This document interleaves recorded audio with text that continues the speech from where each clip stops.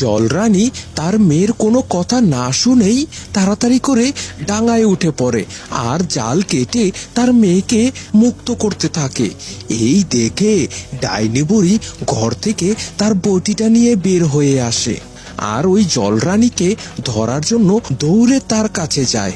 আর এমন অবস্থায় ওই ডাইনি বুড়িটা জলরানীর হাত স্পর্শ করে ফেলে।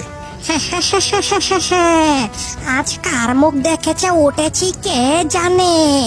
আমার যেই টোপটাকে ফেলেছি ভালোই কাজে দিয়েছে। হ্যাঁ, মাছও খাওয়া হবে, আবার মানুষের মন্ডুও চেবানো হবে। ওগো ওগো ডাইনি বুড়ি, আমাদেরকে ছেড়ে দাও না, ছেড়ে দাও আমাদের। বরঞ্চ তুমি যা চাইবে আমি তোমাকে তাই এনে দিব। হ্যাঁ, দয়া করে আমাদের ছেড়ে দাও। না না না, তোদেরকে তো আমি ছাড়তে পারবো না। তোদেরকে আমি পোড়া দিয়ে খাবো আর মন্ডু দুটো চিবিয়ে চিবিয়ে খাবো। কত বছর হয়ে গেল মন্ডু খাই না। মা, তুই তাড়াতাড়ি এখনই জলে ঝাঁপ দে আর এখান থেকে পালিয়ে যা। আমি এই ডাইনিটাকে দেখছি, তুই তাড়াতাড়ি পালিয়ে যা। এই কথা শুনে জলরানীর মেয়ে তাড়াতাড়ি করে জলে ঝাঁপ দেয় আর সেখান থেকে পালিয়ে যায়।